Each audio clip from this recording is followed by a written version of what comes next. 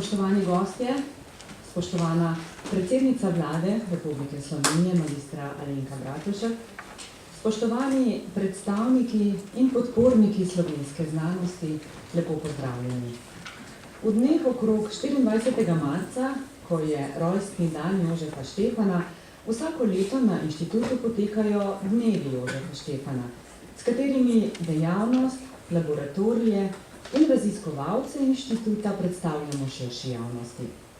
Letošnji 22. dnevi potekajo ta teden in današnja slovesna podelitev je osrednja prireditev teh dni, saj bomo spoznali 3 odlične in po letih mlade raziskovalce. K mikrofonu pa že vabim direktorja Inštituta Jožef Štefan, profesorja doktorja Jadrana Lenarčiča. Spoštovana gospa predsednica vlade, predsednik odbora za zlati znak, cenjeni gostje, posebej pozdravljeni prejemniki zlatih znakov. Spomnim se, kako je nastajala ideja o zlatem znaku. Sodeloval sem na nekih sejah v zgodnjih 90-ih kot član upravnega odbora inštituta, ker smo razpravljali o tem, da mora zlati znak za razliko od drugih nagrad v državi poudarjati odmevnost, dajati torej težo temu, kaj je delo doprineslo družbi, naj si bo s prebojnimi znanji, ki jih zdaj uporabljajo v kakšnem laboratoriju v tujini, ali z novim izdelkom, metodo, tehnologijo ali kako drugače. Nič posebnega bi rekel, saj tudi Nobelove nagrade podeljujejo znanstvenikom za prispevek, ki ga je imelo odkritje na človeštvo. Zato tam v podelitvi ne omenjajo števila objav ali citatov, pač pa poudarjajo pomen odkritja, prav tako, kot je to pri zlatem znaku.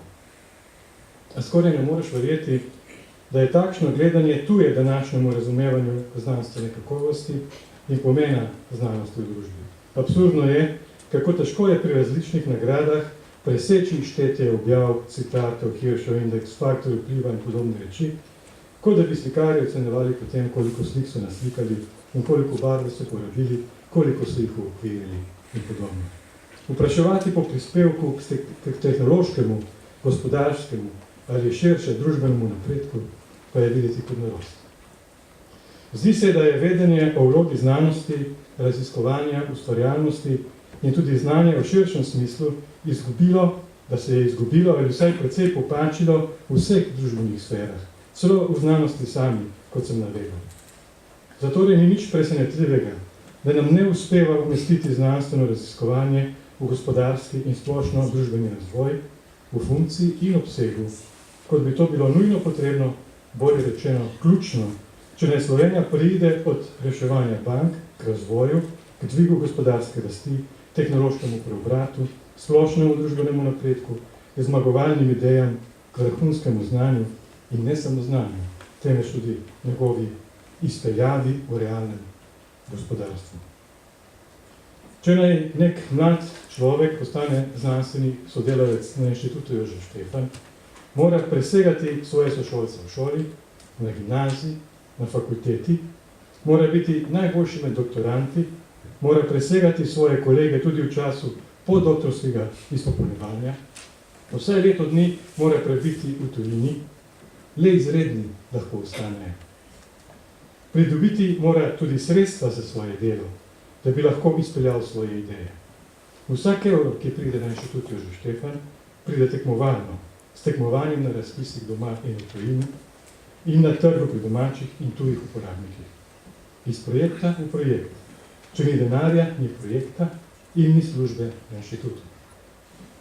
Inštitut Jožef Štefan je, kot je že javnosti znano, med najboljšimi v Evropi pri pridobivanju evropskih projektov. Eden najbolj slavnih, aplikativno usmerjenih evropskih inštitutov finski VTT pridobi 3-krat manj evropskega denarja v deležu svojih prihodkov kot Inštitut Jožef Štefan. To mi je povedal predsednik centra osebno. Podobno velja tudi za slavne nemške inštitute Max Planck in še druge. Prav včeraj sem o tem govoril z rektorjem Berlinske tehniške univerze. V času krize je Inštitut Jožef Štefan ne samo ekstremno povečal prihodke iz Evrope, temveč je celo povečeval obseg prihodkov pri domačih uporabnikih, kar se zdi v teh časih znanstvena fantastika. Če bi primerjali delež zunaj proračunskih sredstev pri primerljivih inštitutih v Evropi, bi bil inštitut Jožef Štefan čisto pri vrhu. Na vse to pa neki znani slovenski poslovnež izreče, da si raziskovalci na inštitutu nabirajo projekte, da bi se lahko greli v laboratorij. Predsednik uprave neke državne banke pa razlaga, da mi ne vemo, kaj je realna ekonomija, medtem pa on ustvarja letno izgubo v višini, ki je večja, kot je inštitut Jožef Štefan pridobil denarja iz proračunskih sredstev kumulativno od začetka obstoja Slovenije. V banko smo nosili svoj denar, da bi tam pazili nanj, kot da je njihov. Kot vidite, so se tega držali. Ravnali so dobesedno tako, kot da bi bil njihov. Zaradi navedenega, v Sloveniji nismo toliko uspešni pri prenašanju raziskovalnih dosežkov v uporabo, kot bi lahko bili. Ni res, da ni uspehov. Če bi to rekel, bi bil krivičen do tistih podjetij in kolegov, ki na osnovi lastne ozaveščenosti, truda in mnogoterih nepotrebnih ovir to počno izvrstno in že dolga leta. Kar trdim, je, da njihovi dosežki niso posledica učinkovitega sistema, ker ga v državi nismo niti razvili, in tisti, ki bi morali vedeti, ne vedo, kaj bi to sploh bilo. In z leti je to še slabše. Tudi zaradi nesmiselne birokratizacije, ki se razrašča in bremeni predvsem javne raziskovalne organizacije pri njihovi tekmovalnosti in njihovi podjetnosti. Za opis stanja na tehnološkem področju zadostuje, da vzamem primer tehnološke agencije, ki smo jo ustanovili pred 10 leti. Najprej ni delala, kar je bilo njeno poslanstvo, potem je poniknila v neki drugi agenciji, potem je bila predstavljena na ministrstvo, kjer je dokončno izdihnila. Nije. Seveda ni tehnološka agencija tista, ki bi ustvarila tehnološki preboj. Zato sta vendarle potrebna predvsem dva. Nekdo iz znanosti in nekdo iz gospodarstva, ki želita vstopiti v odnos. Ampak oba. Sicer pa je tako, on je srečno poročen, njegova žena pa ni. Tehnološka agencija, ki je nimamo, je samo izraz neobstoja celotnega sistema komplementarnih in dolgoročnih in persistentnih inštrumentov, ki združujejo, spodbujajo, privlačijo ta dva tako ključna in tako soodvisna družbena podsistema, kot sta znanost in gospodarstvo. S takimi inštrumenti nastavljamo tudi družbene prioritete in rišimo ideale mladim ljudem. Ne poznam raziskovalca, ki bi ne želel svojega odkritja videti v življenju. Tudi ne gospodarstvenika, ki bi ne želel prodajati izvirne tehnologije, ki prihaja neposredno iz laboratorija vrhunskega inštituta. A kdorkoli se je podal na to pot, je spoznal, da tu ni tlakovanih poti. V teh deželjih jih pač nismo vzpostavili. Nekateri otresajo, češ raziskovalci nočejo, drugi gospodarstvo noče, v resnici pa ni med njima vzpostavljenih poti. Gotovo se spomnite, to sem že večkrat omenil, da vlagamo v Slovenijo raziskave in razvoj v javnem delu, denarja za eno kavo na teden. Nič več. Sliši se neverjetno. Ampak za vzpostavljene poti, po katerih bi raziskovalci prenašali dosežko prakso, po katerih bi teklo znanje v gospodarstvo in seveda tudi obratno, v to pa ne vlagamo niti za en sladkor za kavo na teden. Kako se bomo prebili med razvita gospodarstva, če ne bomo izkoristili vseh svojih potencialov, tega se jaz ne vidim. Kot običajno, o tej problematiki imajo največ povedati strokovnjaki v navednicah, strokovnjaki, ki sami še nikoli niso prestopili vrat laboratorija in ne vrat tovarne, skriti za tablico na vrati. Kar me spomni na tisto anekdoto, ki sem vam jo pred nedavnim povedal, ko si nekdo obesi na vrata svoje pisarne tablico z napisom "Tukaj sem jaz šef". Potem pa dobi pripis drugi dan, žena ti sporoča, da je vrni njeno tablico.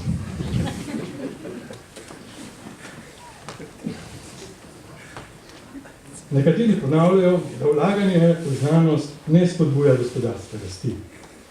A ni potem nenavadno, da je vse, kar nas obdaja, česar se lahko dotaknemo rezultata raziskovanja znanstvenih dosežkov, torej posplošeno rečeno presežkov, ki jih ustvarimo ljudje. Nekatera znanstvena odkritja pridejo v splošno uporabo hitreje, druga počasneje. Nekatere imajo le posreden vpliv, tako da spodbudijo nova raziskovanja, ki kasneje privedejo do uporabnih rezultatov ali pač spreminjajo vedenje v našem obstoju, kulturo in tako naprej. Zagotovo pa ne bodo v prakso nikoli prišla tista odkritja, ki jih ni. Vprašujem se, zakaj nas Evropa priganja v večje vlaganje v raziskave in razvoj, govori o skupnem evropskem raziskovalnem prostoru, izmenjavi in tako naprej. Kitajci so svoj gospodarski boom utemeljili na kadri, ki so jih v začetku izobrazili predvsem v laboratorijih v Združenih državah Amerike, kasneje v lastnih laboratorijih, enako Južni Korejci. Nažalost moram reči še to. Obstajajo ljudje, ki radi nagovarjajo ljudi s tem, da smo inštituti v Sloveniji nekakšni socialistični mastodonti. Nagovarjajo predvsem inštitute oziroma univerze proti inštitutom. Kot da bi bile univerze uspešnejše, če nas ne bi bilo. Če bi gledali to v zgodovinskem kontekstu, bi potem bila univerza v Cambridgeu ostanek angleškega feudalizma, naša prijateljska univerza v Ljubljani pa ostanek srbske monarhije. Da nisem preveč ciničen, zadostuje samo ta podatek. Samo univerza v Ljubljani je toliko večja od inštituta Jožef Štefan, da če bi privarčevala le 12% od svojih plač, če bi vzemimo za toliko zmanjšala delež pedagoške nadobremenitve svojih profesorjev in asistentov, bi ostal denar v višini vsega denarja, ki ga inštitut Jožef Štefan pridobi iz javnih virov za izvajanje vse svoje dejavnosti, za projekte, materialne stroške, storitve, amortizacijo in polne plače. Na inštitutu Jožef Štefan smo že pred 8 leti predlagali izgradnjo centra za nove tehnologije, ki bi ustvaril okolje za tesnejše sodelovanje s gospodarstvom. Valja se ta projekt po ministrstvu, inštitut pa med tem deluje v kleteh in garažah. Morda pa je prav to ključ, če se spomnim, na primer, dobrih primerov v Združenih državah. Zaključek tega razmišljanja je, da gre v Sloveniji za širši primanjkljaj prepoznavanja vloge znanstvenega raziskovanja, za nerazumevanje procesov, ki vodijo do znanstvenih odkritij, in za nerazumevanje procesov, ki prevedejo znanstveni dosežek v nov izdelek, novo tehnologijo, novo storitev, komercialno oziroma širše gledano ekonomsko dobrino.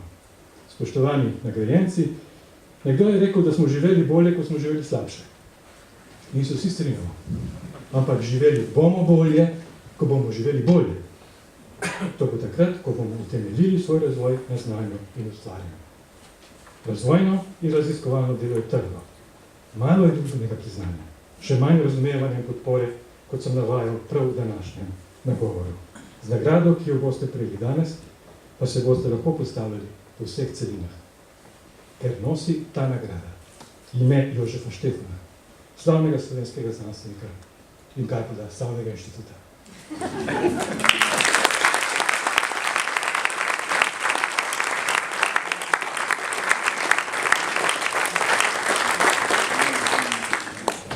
Hvala direktorju inštituta, profesorju dr. Jadanu Lenarčiču za njegove misli. Inštitut Jožef Štefan tudi s podelitvijo zlatih znakov spodbuja mlade ljudi k še večji zavzetosti na znanstveno-raziskovalnem področju, v upanju, da bodo prav mladi soustvarjali uspešnejšo znanost, uspešnejšo družbo.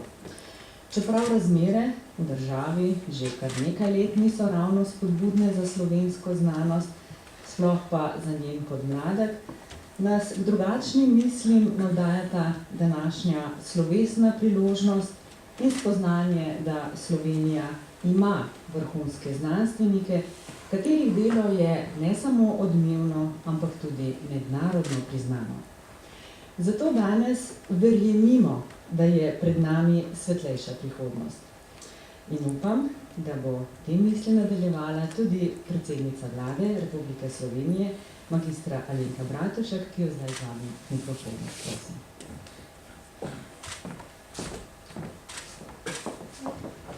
Spoštovane gospe in gospodje, cenjeni gostje, predvsem pa mlade raziskovalke in raziskovalci.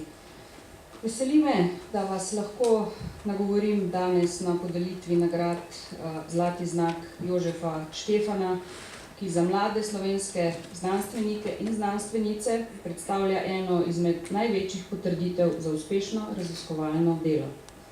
Vselej, ko obiščem vaš inštitut, tu sem v slabem letu dni že drugič, dobim občutek, da je Slovenija majhna samo po številu kvadratnih metrov, vsekakor pa ne po številu vrhunskih dosežkov v znanosti. O tem pričajo že številni dosežki Inštituta Jožefa Štefana v zadnjem letu. Enega najodmevnejših, ki je slovenska imena ponovno ponesel v ugledne tuje revije, zagotovo predstavlja odkritje feromagnetizma v suspenziji magnetnih nanoploščic v tekočem kristalu. Kot diplomantko Fakultete za naravoslovje in tehnologijo me je posebej zanimal izum samočistilne prevleke za bombažne tkanine. Omenim pa naj tudi najdbo izjemno ohranjenega kamnitega meteorita, ki je dobil ime po gorenjskem kraju Jezersko.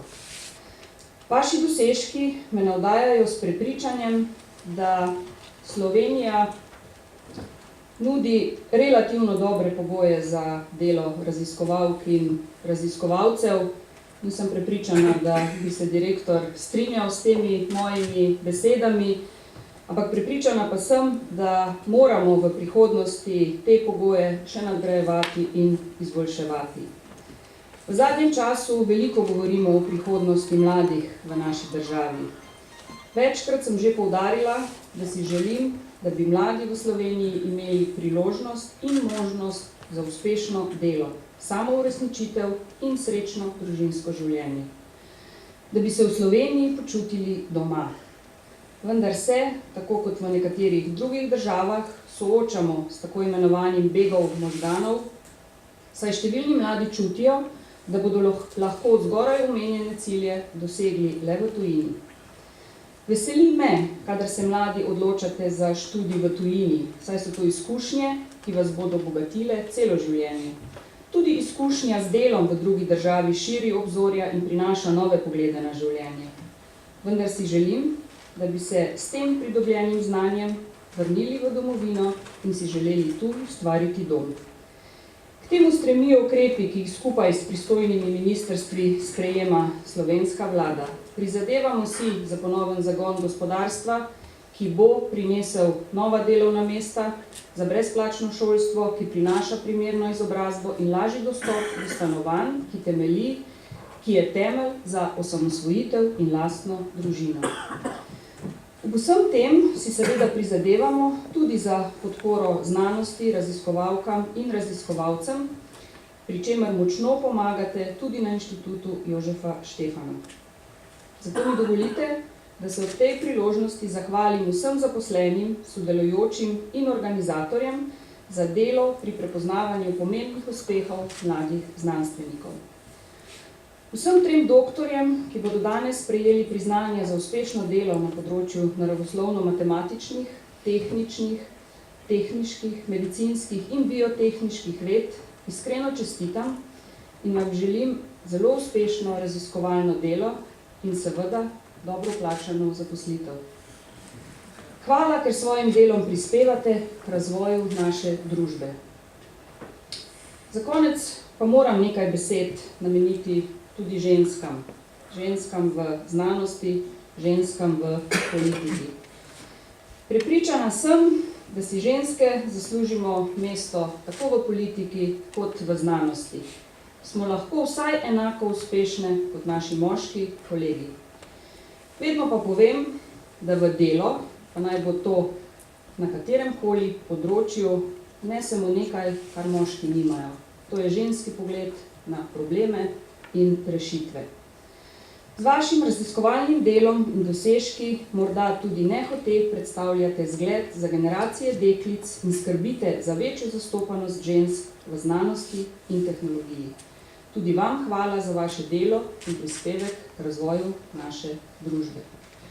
Dovolite mi, da na koncu prejemnikom zlatega znaka Jožefa Štefana še enkrat čestitam ter jim zaželim veliko uspeha na znanstveno-raziskovalni poti in ob vsem, kar sem slišala prej od direktorja, lahko res samo dodam, izjemni ste.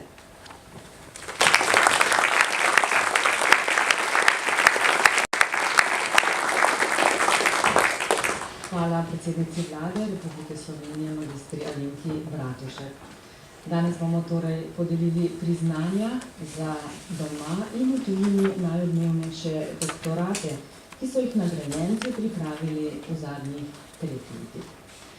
Preden pa spoznamo razloge za nagrade in nagrajence, prisluhnimo glasbi. Z nami so dijaki Ljubljanskega konzervatorija za glasbo in balet pod mentorstvom profesorice Mateje Bajt, Eva Erjavec, Marjanca Jocif, Nika Vovčak in Oskar Lapajne nam bodo kot kvartet kljunarskih flavt najprej zaigrali 2 stavka koncerta v F-duru opus 871 La Primavera Antonija Vivaldija.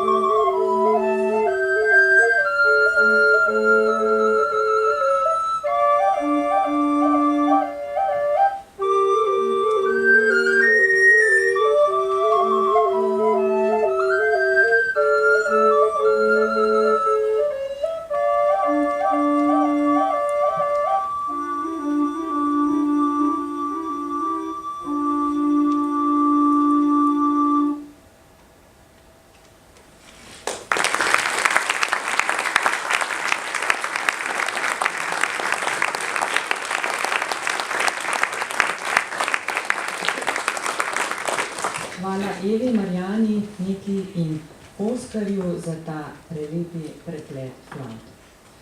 Inštitut Jožef Štefan zlati znak podeljuje letos že 22. leto zapored, po enega za področje naravoslovja, tehnike in znanosti o življenju. Predsednik odbora za podelitev zlatega znaka Jožefa Štefana je akademik profesor dr. Janez Levac, ki ga zdaj vabim, da predstavi delo odbora. Prosim.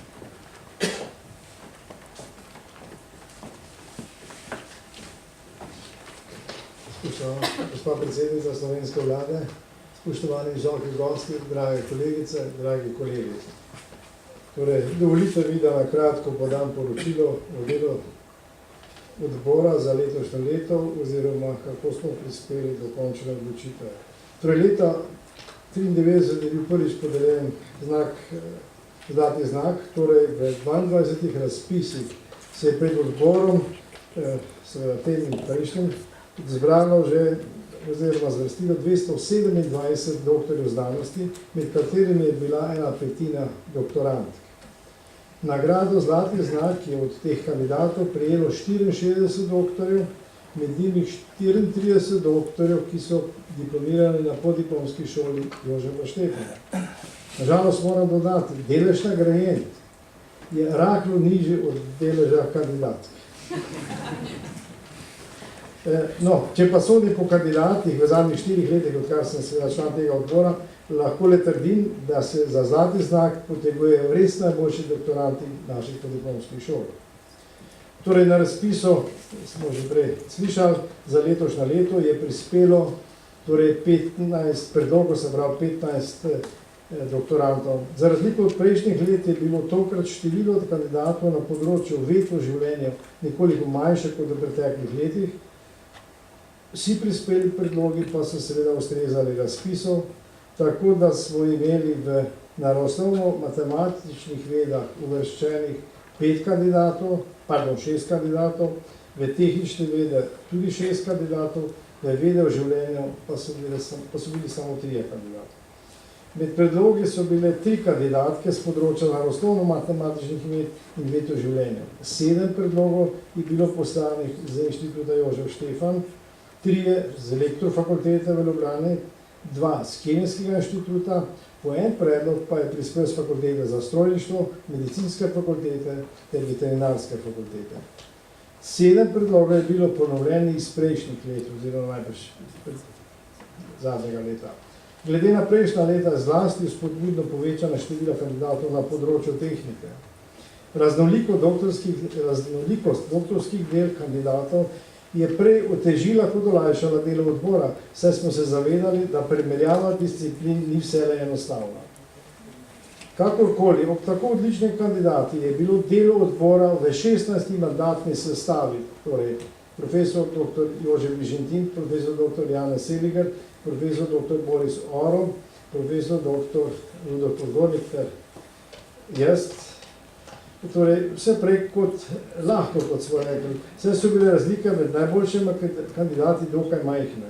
Razpis je sicer klical po najbolj odmevnih doktorskih delih, kar pa seveda ne pomeni, da lahko nagrajence izberemo izključno s seštevanjem citatov, saj vemo, da je citiranost med drugim zelo odvisna od časa ter števila raziskovalcev na posameznem področju.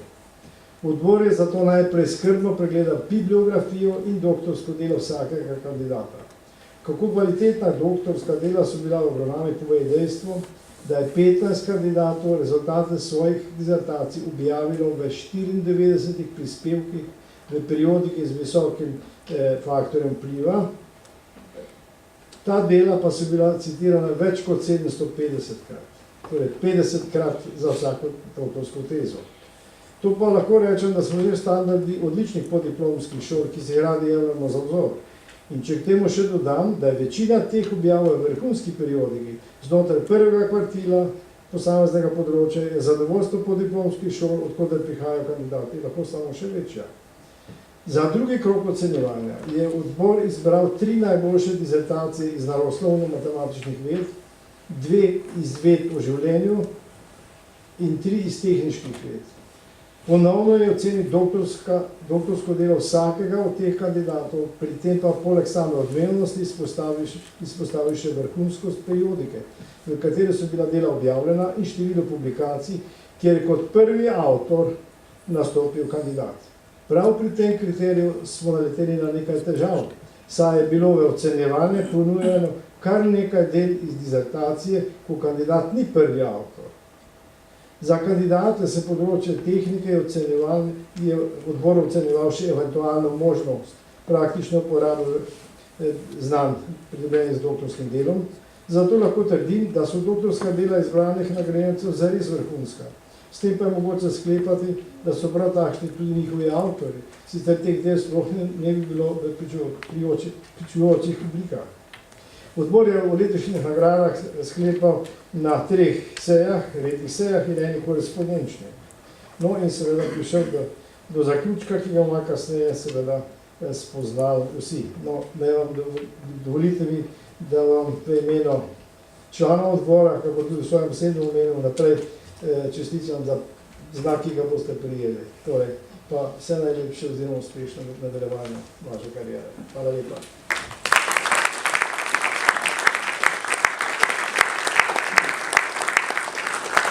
Hvala, akademik, ne rabite se usesti. Hvala, akademiku profesorju dr. Janezu Levcu.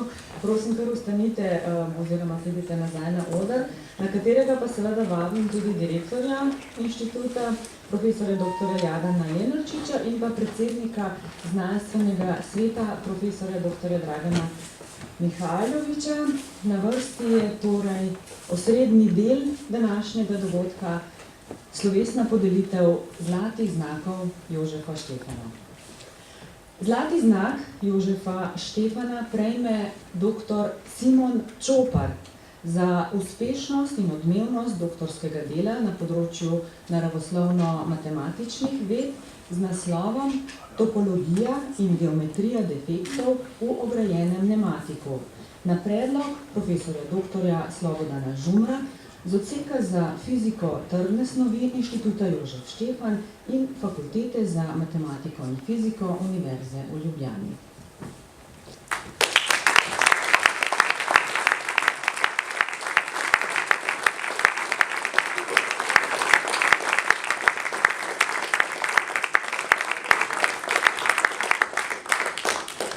Doktor Čopar, seveda ostanite še z mano. Že tradicionalno na podelitvah zlatih znakov ne beremo strokovnih obrazložitev, ampak skušamo skozi pogovor z nagrajencem priti do ključnih presežnih vrednosti teh vsebin. Doktor Čopar, nam lahko, torej, kar pristopite k meni bo lažje, nam lahko torej na kratko razložite, v naslovu najdemo tako pneumatike kot defekte. Zakaj pravzaprav gre? Najlepša hvala za besedo. Pneumatiki so vrsta tekočih kristalov, v katerih slišimo predvsem v kontekstu zaslonov in prikazovalnikov, ampak seveda to ni njihova edina uporaba. To so tekočine, ki tečejo kot ostale tekočine, poleg tega pa imajo sestavne dele, molekule, ki so paličaste oblike in se zato poravnavajo ena na drugo. In ta poravnava je tista, ki je kriva, da se tekoče kristale da uporabiti v optiki, za preklapljanje, za tudi komplicirane materiale, ki so sestavljeni iz tekočih kristalov in drugih delcev, ki jih vključimo noter, kar tudi vodi do vseh aplikacij, ki jih poznamo ali pa ki jih bomo še videli prihodnosti. A je ta poravnava tista, ki je tako neznačilna, ki se ne da nekako ujeti v?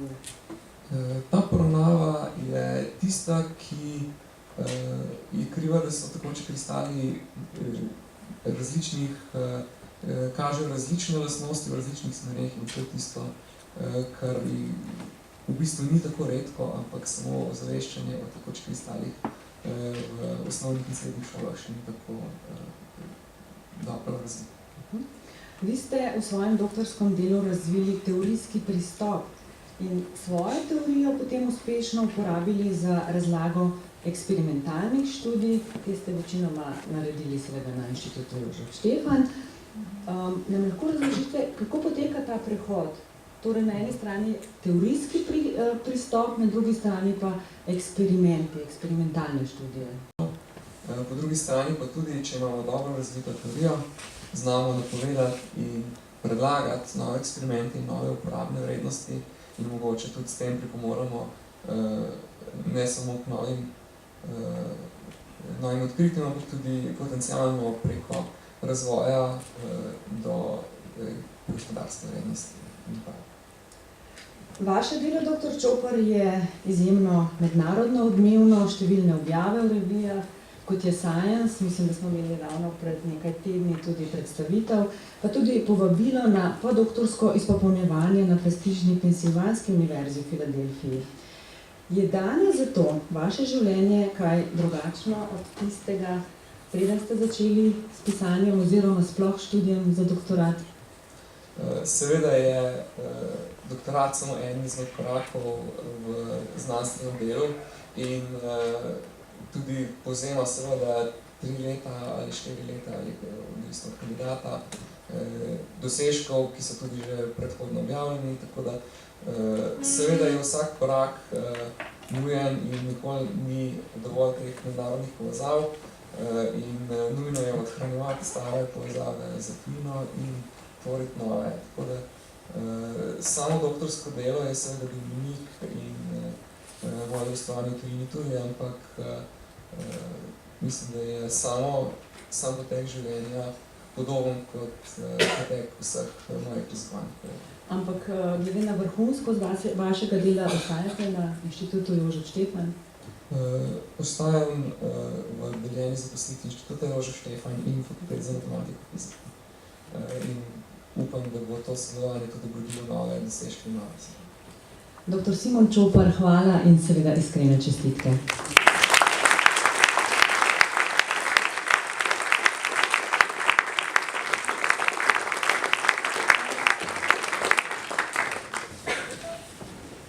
Zlati znak Jožefa Štefana prejme dr. Peter Gregorčič za uspešnost in odmevnost doktorskega dela na področju tehniških ved z naslovom Brezdotično opazovanje optodinamskih pojavov na predlog profesorja dr. Janeza Možine z Fakultete za strojništvo Univerze v Ljubljani.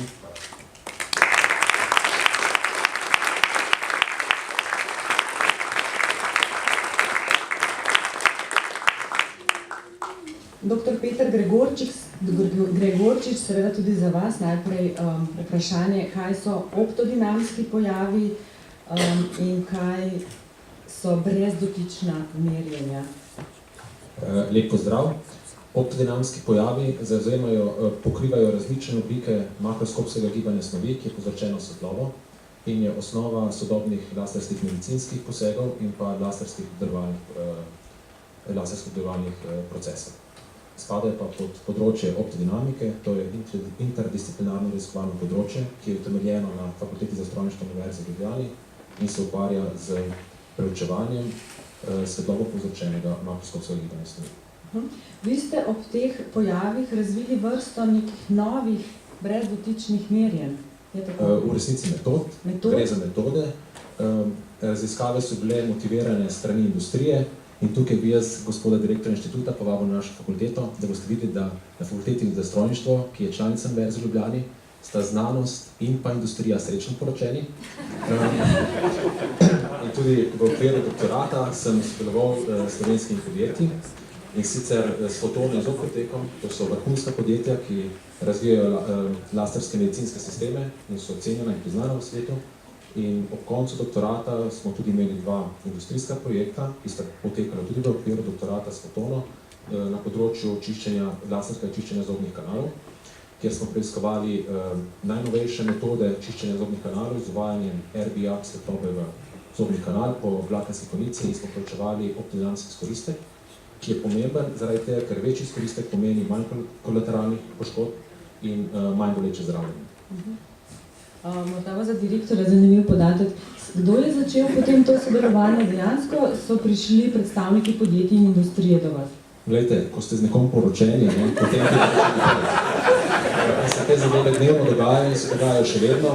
Kljub temu, da recimo Agencija za raziskave in razvoj Republike Slovenije ARRS ni podprla nekaterih naših projektov, zdaj smo prijavili, čeprav so bili nadpovprečno sofinancirani, recimo moj projekt je bil 20% večje sofinanciranje, kot je bilo zahtevano. Strani industrije, seveda slovenske industrije. In je presegel prag za drugo fazo, pa ni bil izbran drugo fazo.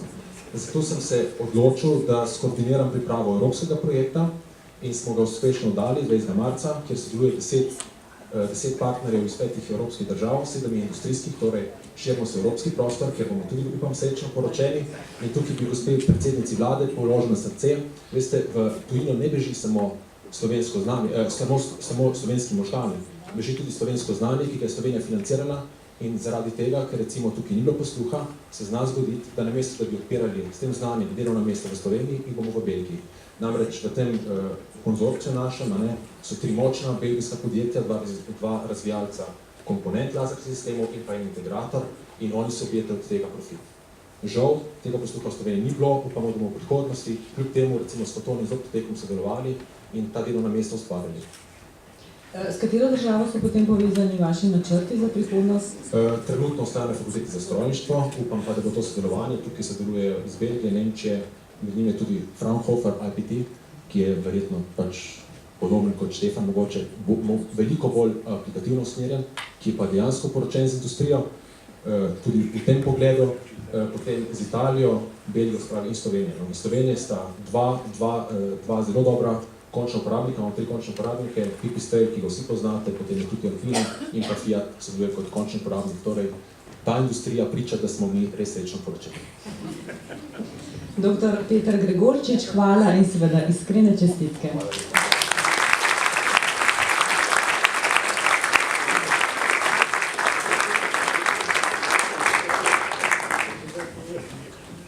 Zlati znak Jožefa Štefana prejme tudi dr. Jure Ačimović za uspešnost in odmevnost doktorskega dela na področju Veto življenju z naslovom Vpliv gena krem na cirkadiano izražanje lipidnih metabolitev in na sterolni metabolom pri miših musculus. Na predlog profesorice doktorice Damjane Rozman z Centra za funkcijsko genomiko in biočipe Inštituta za biokemijo Medicinske fakultete Univerze v Ljubljani.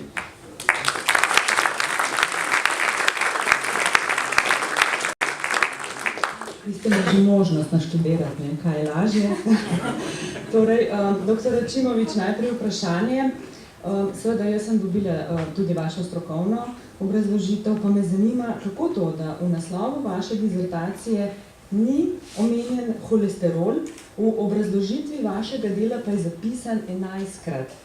Kaj je torej predmet vašega doktorskega dela? Ja, vedno, ko sem pač začel doktorat delati, treba naprej plan, pa se napisati, ne mora zelo široko zastaviti, sam naslov, da pol vidiš, v katero smer bo vse skupaj šlo. Čista razlaga. V redu. V čem je torej tista presežna vrednost, v čem je tudi novost vaših izsledkov? Ja, ena stvar je ziher sama metoda plinske kromatografije sklopljene z masno spektrometrijo, da lahko pač veliko več intermediatov biosinteze holesterola določimo v enem samem vzorcu naenkrat in iz tega pol sledilo veliko novih spoznanj, kot recimo, da smo lahko, ker smo sodelovali tudi z Lekom, torej pomeni imamo tudi tukaj neko poroko z industrijo, če že govorimo o porokah, ne? No, in smo ugotovili za eno spojino dejansko, da je, ki je točno tarča delovanja in tudi smo dejansko, sam doktorat je zametek sistemske biologije, to pomeni pa dejansko, da smo se povezali tudi z matematičnim modeliranjem, torej meni interdisciplinarno, in naredili taki model, ki je potrdil naše izsledke in takšen model bi radi v prihodno še pač razvijali, ne? In prišli so pa še novih spoznanj, novih dejansko potencialnih tarč za zniževanje holesterola, ne? Ampak žal, ne, kako smo že večkrat slišali, pri nas gre denar za raziskovanje navzdol, ne? Tako da tudi jaz nisem dobil nič odbanega podoktorskega projekta, ne? In tako ti zavežem, počasno pa treba moče v tujino in če da opomničem.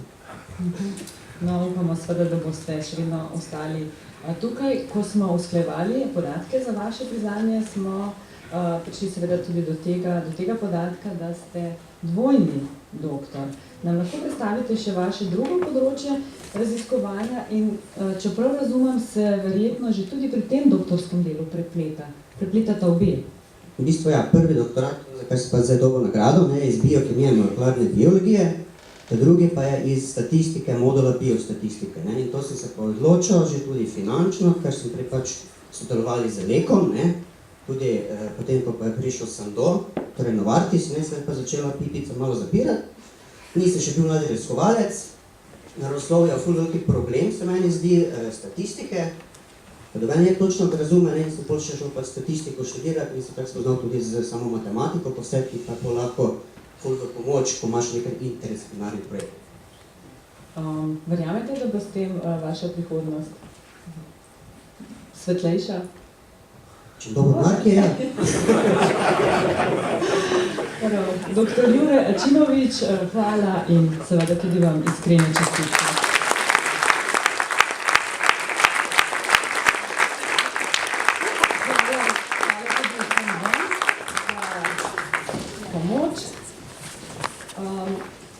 Fotografije so bile, mislim, narejene že vmes, pa bodo še potem, ko bomo prosili tudi skupinsko fotografiranje. Tako, nagrade Zlati znak Jožefa Štefana so podeljene, zdaj je na vrsti čas za čestitke, veselje, zadovoljstvo, ponos. Preden se prepustimo vsem tem najbolj veličastnim trenutkom, še enkrat prisluhnimo glasbi. Kvartet kljunastih flavt, ki ga sestavljajo Eva, Marjana, Nika in Oskar, ter deluje pod mentorstvom profesorice Mateje Bajk, bo tokrat zaigral menuet Luigija Bocherinija in tango za Elizo Pavla Linenhausa. Prosim.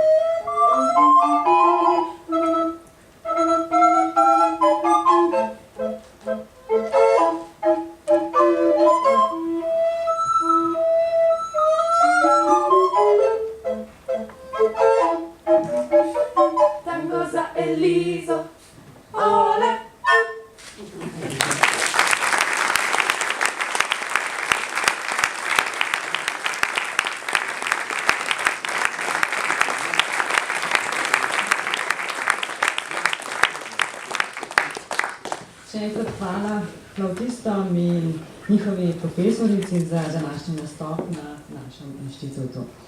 Tako, spoštovani gostje, tudi v letu 2014 smo podelili zlate znake Jožefa Štefana. Verjamem, da smo nagradili 3 vrhunske znanstvenike, katerih imena bomo gotovo še slišali v prihodnje. Še enkrat iskrene čestitke njim in njihovim mentorjem. In seveda iskrena hvala vsem vam, spoštovani gostje, ki ste se nam danes pridružili na najbolj slovesnem trenutku 22 dnevov Jožefa Štefana. Uradni del današnje prireditve je tako končan, vabljeni še na sprejem v galerijo našega inštituta, vse nagrajence, predsednico vlade, direktorja in predsednika znanstvenega sveta in predsednika odbora za zlati znak, pa vabim še tukaj v preddverje na skupinsko fotografiranje. Hvala vam in lep večer še naprej.